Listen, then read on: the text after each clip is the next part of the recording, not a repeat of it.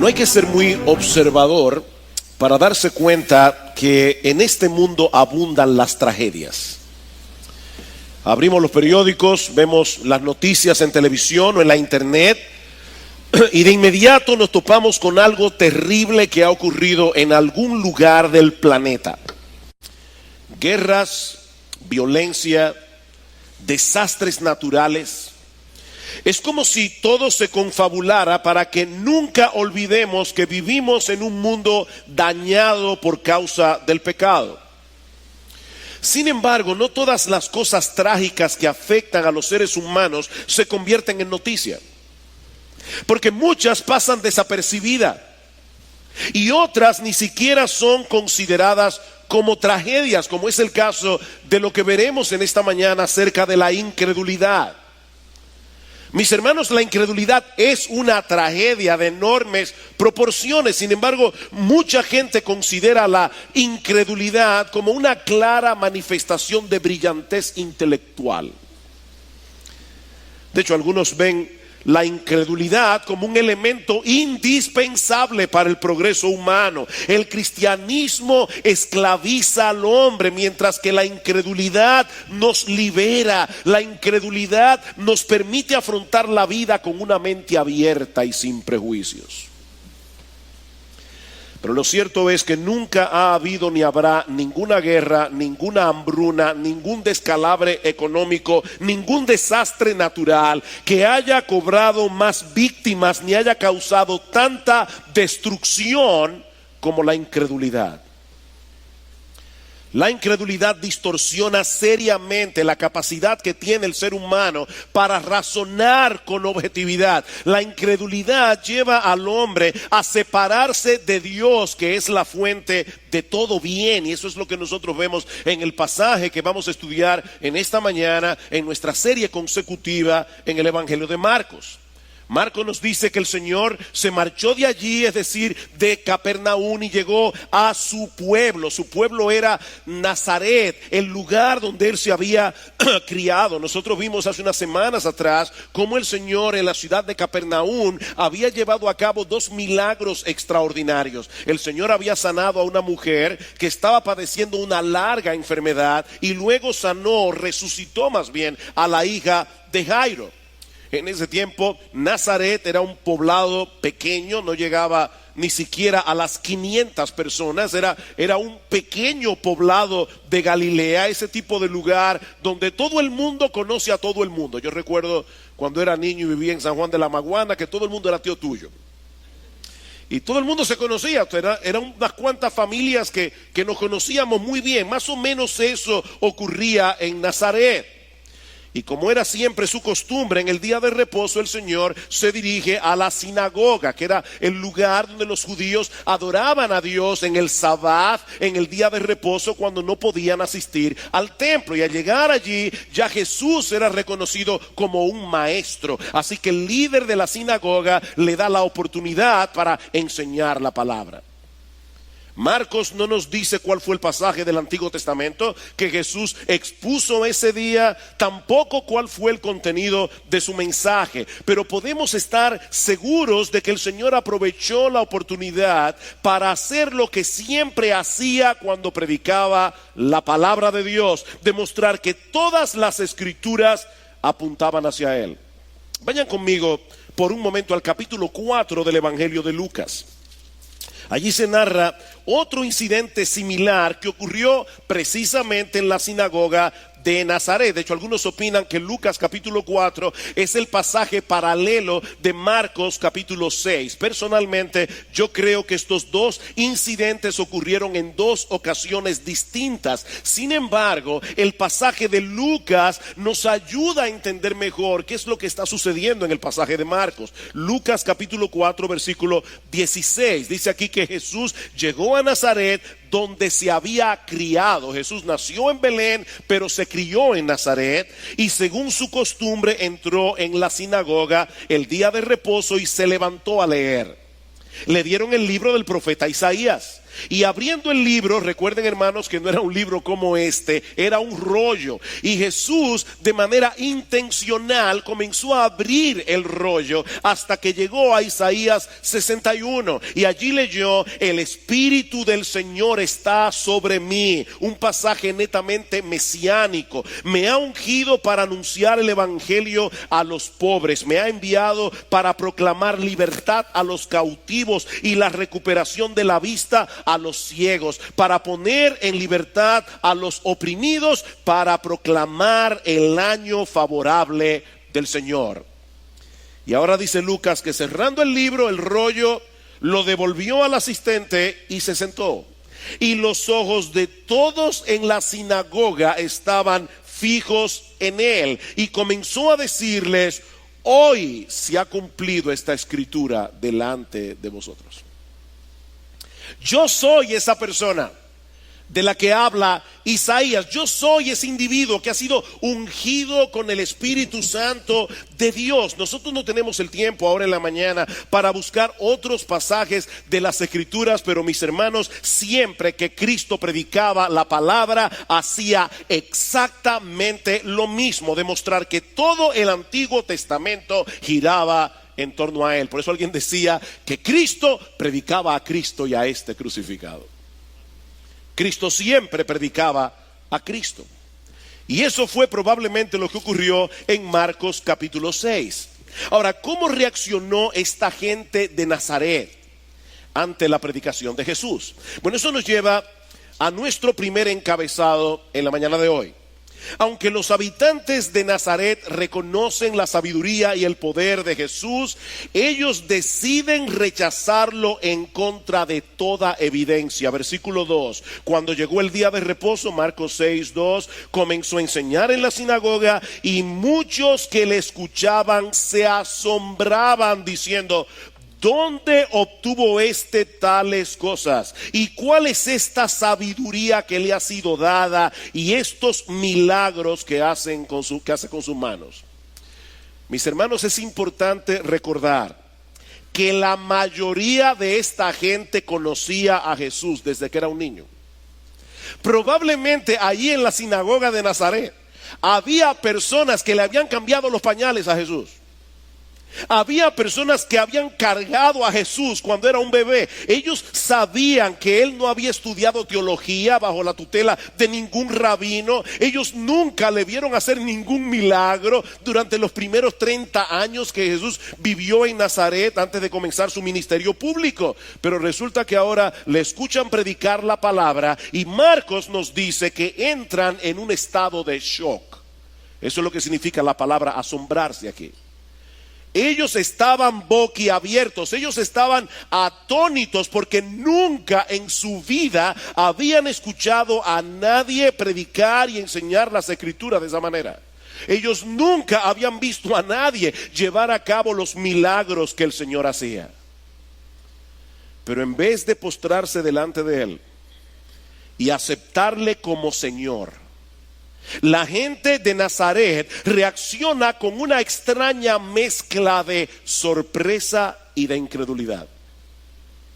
Ellos no pueden negar la evidencia, pero al mismo tiempo se resisten a aceptar que ese Jesús al que ellos habían visto durante toda su vida, ese Jesús, el hijo de María, el carpintero, ese era el Mesías que había sido anunciado por los profetas del Antiguo Testamento. En otras palabras, Jesús no encajaba con las ideas preconcebidas que ellos tenían acerca del Salvador. Y aunque no podían explicar cómo es que ahora enseña con tanta sabiduría, no podemos saber cómo es que él hace todos esos milagros. Él vivió aquí en Nazaret como cualquiera de nosotros. Como alguien dijo, la familiaridad produce desprecio. La familiaridad produce desprecio. De hecho, hermanos, eso es algo que vemos a todos los niveles. Hay personas que son muy famosas, que son muy apreciados fuera de su entorno. Y de hecho, hay músicos que murieron en la ruina total porque fueron apreciados muchos años después.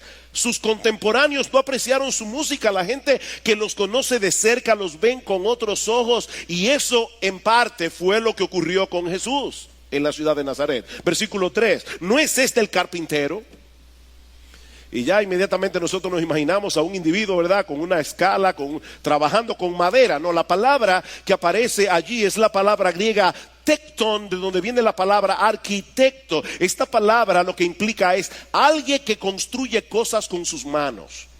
Y puede ser de madera, puede ser de piedra, puede ser de hierro.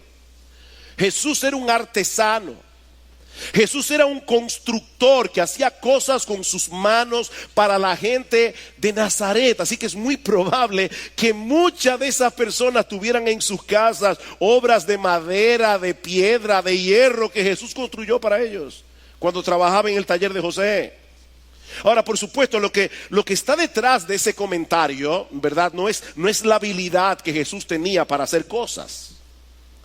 Lo que ellos querían resaltar era que en la perspectiva que ellos tenían de Jesús, Él era un hombre común y corriente. Él era un artesano ordinario de Nazaret. ¿Cómo es posible que un individuo tan ordinario ahora pretenda ser el Mesías del que hablaron los profetas? Pero el asunto no termina allí. Versículo 3 otra vez. ¿No es este el carpintero, el hijo de María? Hay un lector, a un lector occidental del siglo XXI, este comentario puede parecerle inocente. Después de todo, Jesús en su naturaleza humana nació del vientre de María. Y por lo tanto, en ese sentido podía ser considerado como su hijo. Yo enfatizo, hermanos, la frase en su naturaleza humana. Porque Él es el Hijo eterno de Dios. Y por lo tanto, Él no comenzó su existencia cuando nació en la aldea de Belén en un pesebre. Ahora, lo que llama la atención de esta frase es que los judíos no solían identificar a las personas relacionándolas con su madre, sino con su padre. Simón, hijo de Jonás, ¿me ama? ¿Ustedes recuerdan esa pregunta del Señor en Juan capítulo 21, versículo 16? Simón, hijo de Jonás. Nosotros no sabemos cómo se llamaba la mamá de Simón Pedro, pero sabemos que su papá se llamaba Jonás. Esa era la forma como los judíos eran identificados en los tiempos bíblicos. Y es por eso que muchos buenos comentaristas consideran que esta expresión en Marcos capítulo 6 es un insulto velado. Es como si Jesús hubiera sido un hijo ilegítimo. María dice que ella salió embarazada milagrosamente. Pero lo único que nosotros sabemos es que José no era su padre natural. De hecho, hubo una ocasión en Juan capítulo 8, versículo 41, en que algunos judíos se sintieron ofendidos por algo que Jesús había dicho. Y ellos le dijeron abiertamente: nosotros no somos hijos de fornicación. Como, ¿verdad? Implicando, revisa tú tu linaje. Revisa tú tu origen y quién fue tu papá, porque nosotros no somos hijos de fornicación. Así que, hermanos, esta gente veía a Jesús como un hombre común y corriente, como un hombre ordinario, y posiblemente lo veían como un bastardo de la ciudad de Nazaret. Pero el versículo 3 añade un detalle adicional. Y es que los hermanos de Jesús también eran conocidos en la ciudad. Versículo 3. ¿No es este el carpintero, el hijo de María, hermano de Jacobo, José, Judas y Simón? ¿No están sus hermanas? O sea, que era más de una, ¿verdad? ¿No están sus hermanas con nosotros? Y se escandalizaban de él. De paso, hermanos, por más que la iglesia católica romana se empeñe en querer defender la perpetua virginidad de María, lo cierto es que el Nuevo Testamento enseña con toda claridad que Jesús tenía hermanos y hermanas. Y eso no es ningún comentario en contra de María. María era una pecadora salvada por la gracia de Dios, pero era una mujer piadosa, y no deja de ser piadosa por el hecho de haber tenido hijos, porque los tuvo con su esposo. Así que Jesús tenía hermanos, Jesús tenía hermanas, Jesús sabía lo que era querer ir al baño, estar la puerta cerrada. Él sabía lo que era querer ocupar una cama y hay alguien ahí durmiendo siesta. Él sabía lo que era eso. Por Juan capítulo 7, versículo 5, nosotros sabemos también que ninguno de sus hermanos creyó en él hasta después de su resurrección. De hecho, En Marcos capítulo 3, versículo 21, dice que en una ocasión sus hermanos fueron con María a buscar a Jesús en la casa donde él estaba predicando, porque ellos pensaban que él se había vuelto loco. Así que, hermanos, Jesús era demasiado conocido en Nazaret para que lo tomaran en serio. Demasiado conocido. Ahora, yo quiero proponerles en esta mañana que esa misma familiaridad agravaba el pecado de esta gente en vez de excusarlo. Yo estaba tratando de imaginarme la escena. Jesús en Nazaret. Mis hermanos, estas personas llegaron a conocer a Jesús en todas las etapas de su vida. Y en el caso particular de sus hermanos, ellos compartieron íntimamente con él en muchas situaciones distintas. Y ellos tenían que haberse dado cuenta de que Jesús era diferente. Recuerden que Jesús es Dios hecho hombre.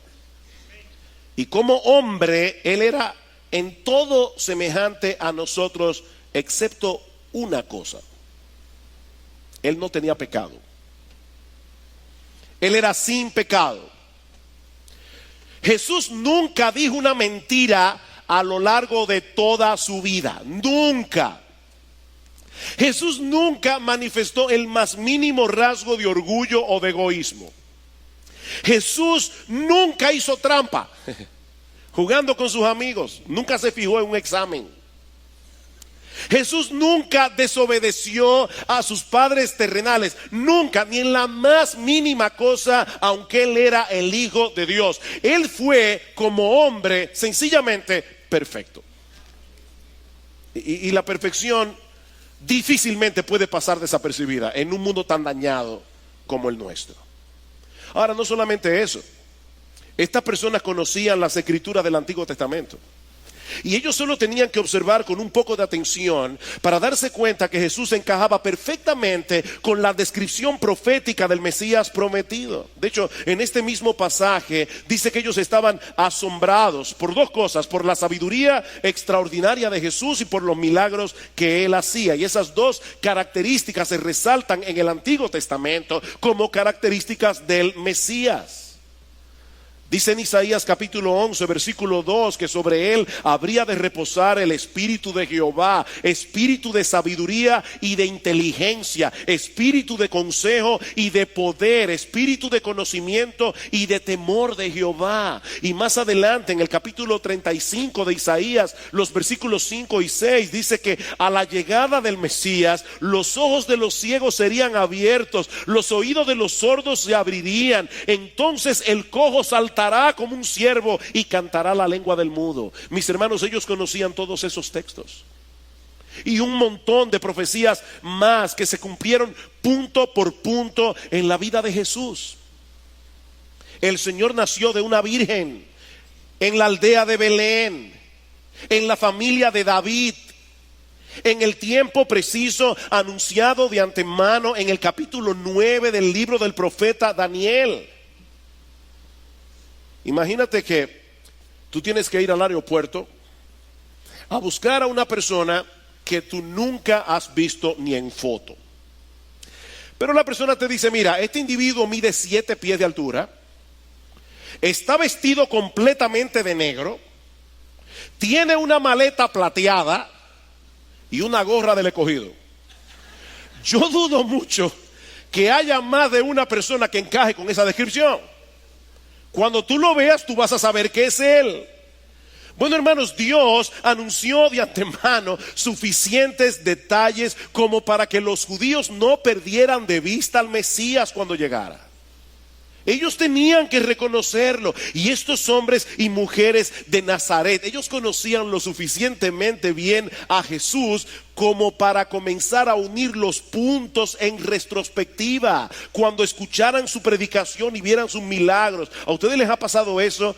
Que en un momento dado ven algo y no les hace mucho sentido, pero luego ven otra cosa y comienzan a pensar en retrospectiva y dicen: ahora entiendo.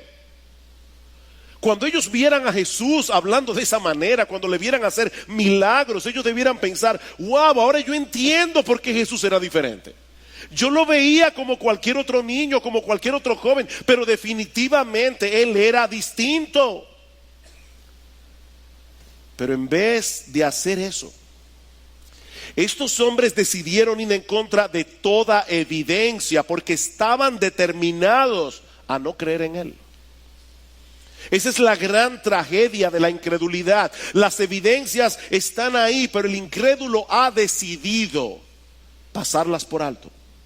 De hecho, esa es la acusación de Pablo contra toda la raza humana en el capítulo 1 de su carta a los romanos. Pablo dice, ¿por qué necesitamos el evangelio? Porque la ira de Dios se revela desde el cielo contra toda impiedad e injusticia de los hombres que detienen con injusticia la verdad. Hay una verdad que los hombres detienen, porque lo que de Dios se conoce, a ellos les es manifiesto. Dios se lo manifestó, su eterno poder, su deidad, se hacen claramente visibles por medio de las cosas hechas, de modo que no tienen excusa. La tesis de Pablo en este pasaje es que Dios ha dado al hombre suficiente evidencia acerca de sí mismo y le ha dado capacidad para poder interpretar adecuadamente la evidencia, pero el hombre en su pecado ha decidido resistir con injusticia a la verdad. De manera, mis hermanos, que no es por falta de información que los hombres no creen. No es porque los argumentos no sean convincentes. Es porque el incrédulo se resiste a ser convencido por las evidencias. No se trata de un problema intelectual. Se trata de un problema moral, de un problema espiritual. Es una rebeldía del hombre. Estos hombres y mujeres en Nazaret se toparon frente a frente con el hombre más maravilloso, con el hombre más extraordinario de la historia. Ellos conocían las profecías del Antiguo Testamento que anunciaban su venida. Ellos se expusieron a la sorprendente sabiduría de Jesús. Ellos vieron el poder de sus milagros y aún así no creyeron. Para esa época ya Jesús había sanado todo tipo de enfermedad, había echado fuera demonios, Cristo había calmado el mar en tempestad, Cristo había resucitado muerto, y aún así no creyeron. La alternativa de aceptar a Jesús como Señor es tan odiosa para el hombre incrédulo que él se inventa cualquier excusa para no tener que reconocer lo que es evidente ante sus ojos. La incredulidad, mis hermanos, distorsiona seriamente nuestra capacidad de razonar. Y eso produce en el hombre un terrible y destructivo autoengaño. Mi amigo, si tú estás aquí sin Cristo en esta mañana, tú te estás engañando a ti mismo. Las evidencias están ahí, pero tú has decidido no creer. Y no me salgas, por favor, con la excusa de que la iglesia está llena de gente hipócrita. Pero si tú crees que la iglesia está llena de gente hipócrita, no te preocupes, cabe uno más, ven.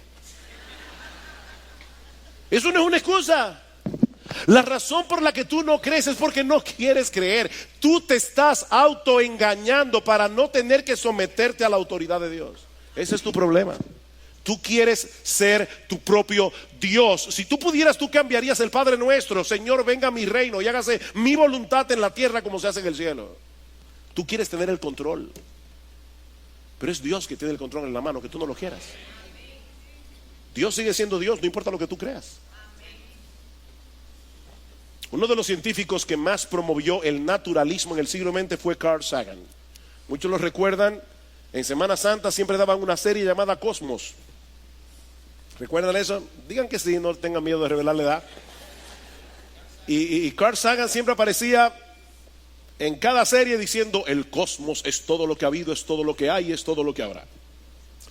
El naturalismo, para los que no están familiarizados con esa terminología, es la filosofía que enseña que todas las cosas que existen tienen una explicación meramente natural.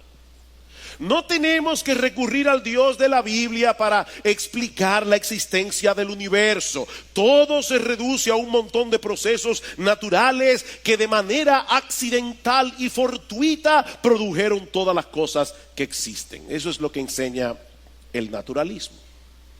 Carl Sagan escribió una novela titulada Contacto, y esa novela fue llevada luego al cine. Y la trama de esta novela o de esta película luego es que un grupo de astrónomos parecen detectar la existencia de vida extraterrestre. Ellos están estudiando millones de señales de radio procedente del espacio y de repente ellos descubren una secuencia de números primos desde el número 2 hasta el número 101. Cuando hablamos de números primos nos estamos refiriendo a ese tipo de número que solo se puede dividir entre sí mismo y la unidad. El 2, el 3, el 5, el 7, el 11 son números primos. De manera que estos astrónomos comienzan a escuchar una secuencia a través de pulsos y pausas que los llevan a entender que alguien está tratando de comunicarse con ellos. Por ejemplo, el número 2 eran 2 pulsos y una pausa. El número 3, 3 pulsos y otra pausa, hasta llegar a una secuencia de 1126 pulsos y pausas que abarcaban todos los números primos desde el 2 hasta el 101. Y por supuesto, es absolutamente imposible que esas señales secuenciales se produzcan en el espacio por pura casualidad. Así que estos científicos tan inteligentes concluyen que tenía que ser producida por seres inteligentes de otros planetas. Porque una información inteligente requiere una fuente inteligente que la produzca, ¿verdad? Una conclusión brillante. Pero estos científicos naturalistas saben muy bien que no hay que irse al espacio sideral para toparse con este tipo de cosas, porque toda la materia viva que encontramos en nuestro planeta está llena de información, mucho más compleja que la de los números primos. Por ejemplo, todos los seres humanos tienen unos 10 billones, o sea, 1 millón de millones, 10 billones de células.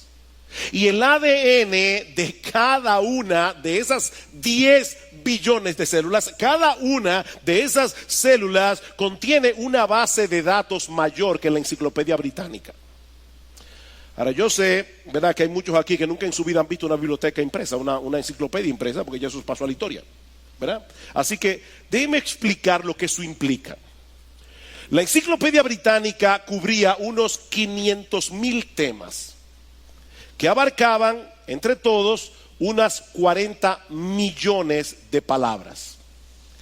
Y lo que yo estoy diciendo, hermanos, es que cada una de las 10 billones de células que hay en nuestro cuerpo contiene más información que la famosa enciclopedia. Por eso es que Bill Gates comparó el ADN con un programa informático, pero mucho más avanzado, dice él, que cualquier software que hayamos podido crear hasta ahora. La pregunta es, ¿cómo es que teniendo toda esa evidencia, tantos científicos descartan la idea de un Dios inteligente y personal que creó todas las cosas con un propósito? O sea, ¿por qué empecinarse en decir que todo fue el producto de un accidente casual, aun cuando eso va en contra de todo sentido común? ¿Cuál es el problema? Pablo lo dice en Romanos capítulo 1 versículo 21, porque habiendo conocido a Dios, no le glorificaron como a Dios, ni le dieron gracias, sino que se envanecieron en sus razonamientos, y su necio corazón fue entenebrecido, profesando ser sabios, se hicieron necios. He ahí el problema. El hombre no quiere humillarse ante Dios. El hombre no quiere darle a Dios el honor debido. El hombre no quiere reconocer el hecho de que no somos dueños de nuestra existencia, de que debemos someternos a la voluntad de aquel que nos creó para su gloria. Estos hombres y mujeres de Nazaret se escandalizaron de Jesús. Y la idea es que se sintieron profundamente ofendidos. No porque hubiera nada malo en él, sino porque él no encajaba con la idea preconcebida que ellos tenían del Mesías. Ellos esperaban a otro tipo de gente. Y de hecho, de paso, eso también fue profetizado. Porque en Isaías capítulo 53, ¿cómo comienza el profeta? ¿Quién ha creído a nuestro anuncio? ¿Sobre quién se ha manifestado el brazo de Jehová? Subirá cual renuevo delante de él y como raíz de tierra seca. No hay parecer en él ni hermosura. Si tú hubieras podido entrar en el túnel del tiempo y llegar a Nazaret cuando Jesús estaba creciendo allí, cuando Jesús estaba caminando por las calles de Nazaret, tú no hubieras sabido quién Él es. No había nada especial en Jesús. Él no tenía un halo de santidad ni una luz que salía de su cara. Él era un judío como cualquier otro judío de la época. Dice, no hay parecer en él, no hay hermosura. Le veremos más sin atractivo para que le deseemos. Despreciado y desechado entre los hombres, varón de dolores, experimentado en quebrantos. Y como que escondimos de él el rostro, fue menospreciado y no lo estimamos. Lo que ellos estaban haciendo en Nazaret ya había sido profetizado. Tenían las evidencias delante de sus ojos, pero no pudieron verlas porque no las querían ver. Ese es el resultado trágico de la incredulidad. Y de paso, hermanos, nunca olvidemos que mientras estemos en este cuerpo de muerte, aunque seamos creyentes, el principio de la incredulidad todavía está operando allí. Porque muchas veces nosotros también nos hacemos expectativas de cómo Dios debería obrar. Y cuando de repente Dios nos pone el mundo de cabeza y hace las cosas de una manera como nosotros no entendemos, como no lo hubiéramos planificado, entonces inmediatamente se dispara el dispositivo de la duda. De hecho, déjame decirte algo, cada vez que tú entras en un periodo de prueba, lo primero que se dispara no es la fe. Generalmente lo primero que se dispara es la duda. Y tú tienes que aplastarle la cabeza a la serpiente de la duda con la fe. ¿Cómo reaccionó Jesús ante la incredulidad de ellos? Eso nos lleva a mi segundo encabezado. La reacción de Jesús a la incredulidad de la gente en Nazaret, versículo 4. Y Jesús les dijo, no hay profeta sin honra. ¿Escucharon esa palabra? Profeta sin honra, sino en su propia tierra y entre sus parientes y en su propia casa. El Señor no fue indiferente a la incredulidad de esta gente, porque la incredulidad implica un terrible insulto en contra de Dios. Mi amigo, yo quiero que tú entiendas en esta mañana que cuando te niegas a creer en Dios, tú estás insultando a Dios, tú estás deshonrando a Dios. De hecho, vean una vez más la pregunta del versículo 2. Cuando llegó el día de reposo, comenzó a enseñar en la sinagoga y muchos que le escuchaban se asombraban diciendo, ¿dónde obtuvo tales cosas? ¿Y cuál es esta sabiduría que le ha sido dada y estos milagros que hace con sus manos? En otras palabras, si Jesús no obtuvo esas cosas de la mano de Dios, ¿de dónde las obtuvo? ¿Cuál es la alternativa? Porque, mi amigo, no existen muchas opciones. Cuando uno se enfrenta con una persona como Jesús, no hay términos medios. O tú lo aceptas como el Dios encarnado y como Señor de tu vida, o tú tienes que llegar a la conclusión de que Él era un loco o un endemoniado. Y de hecho, esa fue la conclusión a la que llegaron los judíos. Ustedes recuerdan cuando estudiamos el capítulo 3, dice en el capítulo 3 de Marcos, versículo 21, cuando sus parientes oyeron esto, que Jesús estaba allí enseñando la palabra, fueron para hacerse cargo de él, porque decían, está fuera de sí. La familia de Jesús pensaba que él se había vuelto loco, y más adelante dice, los escribas que habían descendido de Jerusalén decían, tiene a Beelzebú y expulsa a los demonios por el príncipe de los demonios. Es que no hay otra alternativa. O Jesús era realmente el Hijo de Dios que vino en carne, la segunda persona de la Trinidad, que vino a dar su vida por pecadores como tú y como yo, o Jesús era un loco, o lo que es todavía peor, era un endemoniado. Y si los poderes que él tenía no venían de Dios, entonces ¿de dónde venían esos poderes? La incredulidad es un insulto.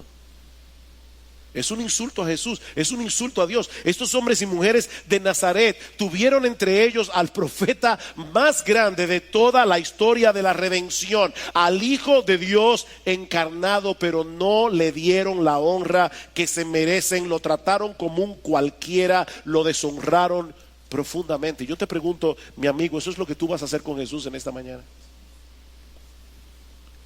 Porque te quiero repetir otra vez, aquí no hay términos medios. El que no está conmigo está en mi contra. O tú crees que Jesús es Dios y te sometes a su señorío, o tú estás insultando a Dios esta mañana al insultar a la persona de Jesús.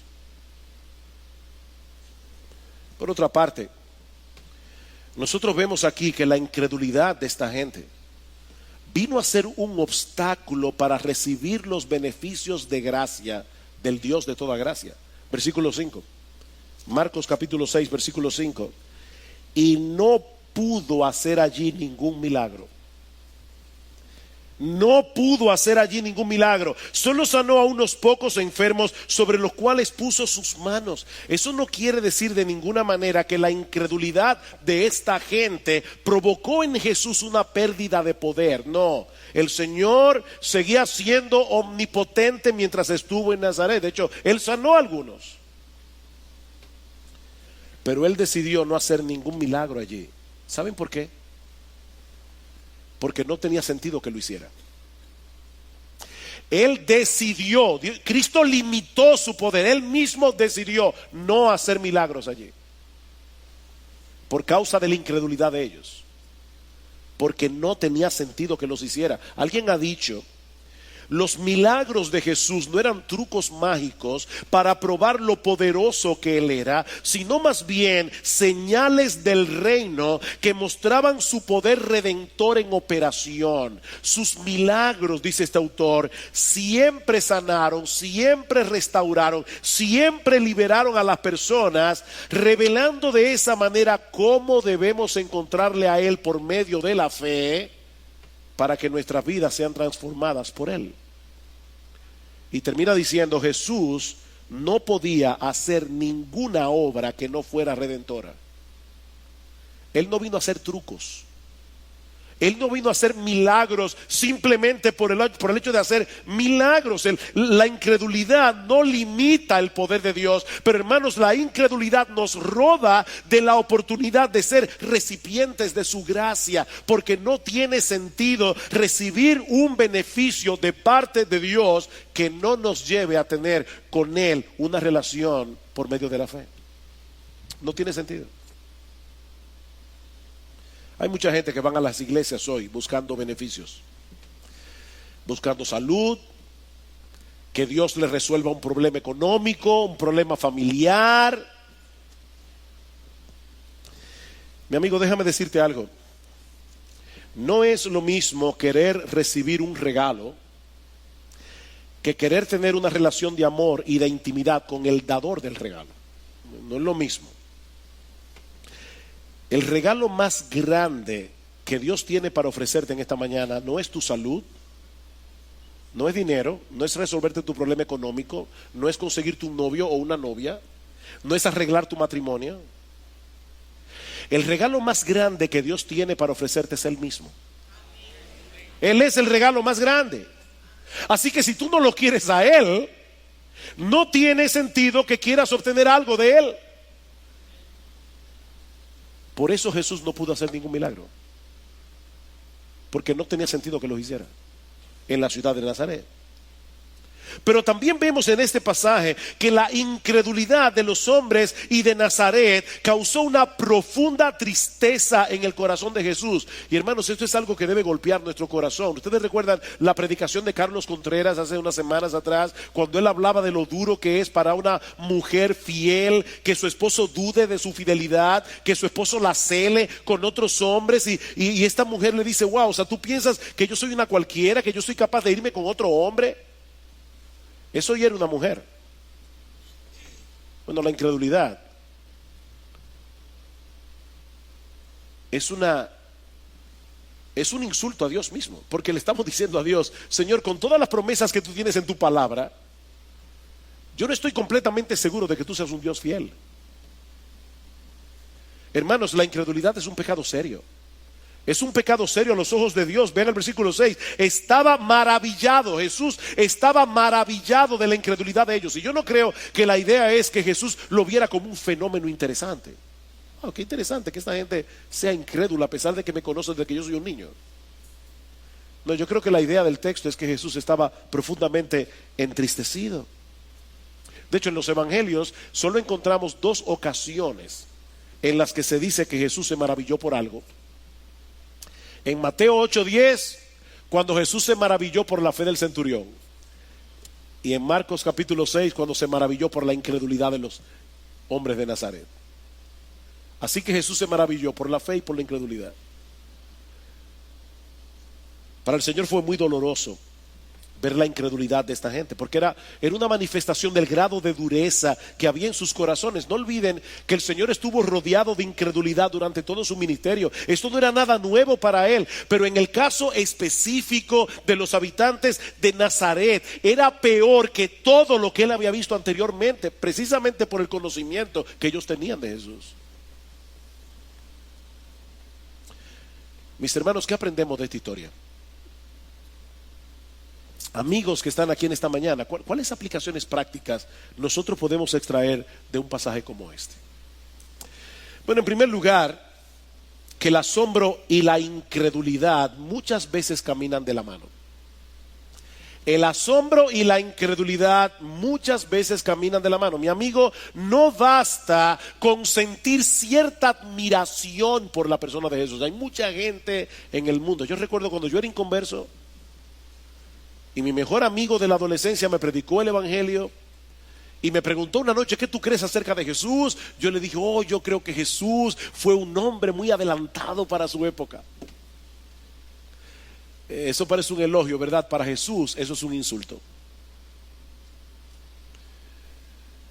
El asombro y la incredulidad muchas veces caminan juntos. Si tú no estás dispuesto a rendirte delante de Él como Señor de tu vida, mi amigo, no sirve de nada que consideres a Jesús como un gran maestro. No sirve de nada que le consideres como una persona extraordinaria. Con Jesús es todo o nada, así de sencillo. Es todo o nada. Pero por otra parte también aprendemos de este pasaje que todos los incrédulos son responsables de su incredulidad. ¿Oíste eso, mi amigo? Tú eres incrédulo porque tú quieres serlo. Tú eres incrédulo porque tú has decidido ser incrédulo.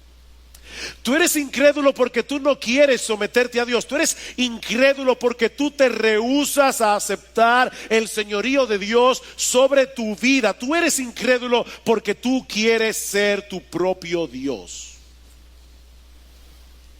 El hombre es responsable de su incredulidad.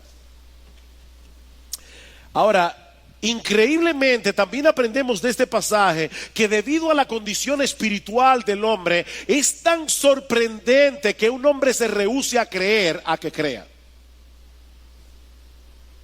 Debido a la condición espiritual del hombre es sorprendente que una persona, un ser humano racional, ante toda la evidencia de Dios, él se rehúse a creer. Eso es sorprendente.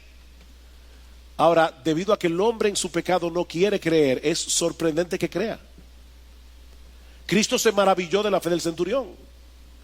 A Cristo le maravilló las dos cosas, la incredulidad y la fe, porque solo Dios, por su gracia, puede obrar en el corazón de un incrédulo y hacerlo creer. En otras palabras, tú eres responsable de tu incredulidad, pero si algún día por la gracia de Dios tú llegas a creer en Cristo, la gloria le corresponde únicamente a Dios, porque fue Dios el que tuvo que vencer la obstinación de tu corazón para que tú llegues a creer. La fe es un regalo de Dios. La fe no es tan sencillo como alguna gente piensa que es. De hecho, Pablo dice en Efesios capítulo 1: yo le oro a Dios para que ustedes puedan ver la super eminente grandeza de su poder que operó para con vosotros los que creen. Para que tú puedas creer, Dios tiene que resucitarte espiritualmente. Tú eres responsable de tu incredulidad, pero Dios es responsable de tu salvación, porque la salvación es de Jehová. ¿Recuerdan a aquel hombre cuando se acercó al Señor a pedirle que sanara a su hijo y Cristo le dice, si crees, todo es posible? Y este hombre rápidamente dijo, Señor, yo creo, y parece que después lo pensó mejor. Bueno, ayuda a mi incredulidad. Ayuda a mi incredulidad. Tú puedes pedirle eso a Dios en esta mañana. Tú puedes allí donde estás decir, Señor, yo reconozco delante de ti, yo soy un incrédulo, yo tengo un corazón endurecido, yo tengo un corazón de piedra, pero yo te pido por favor que tengas misericordia de mí. Yo te pido que transforme mi incredulidad en fe. Por otro lado, también aprendemos de este pasaje que nosotros también, los creyentes, recibiremos el impacto de la incredulidad al predicar el evangelio en el mundo.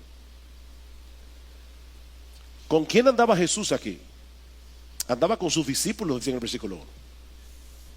Y Cristo quería que ellos vivieran esa experiencia, porque más adelante, en el texto que veremos la semana que viene, dice en el versículo 11, Cristo está dándole órdenes a sus discípulos para enviarnos a predicar, y les dice, en cualquier lugar que no os reciban ni os escuchen, al salir de allí, sacudid el polvo de la planta de vuestros pies en testimonio contra ellos. Cristo les está diciendo, ustedes vieron lo que me hicieron en Nazaret, a ustedes les van a hacer exactamente lo mismo.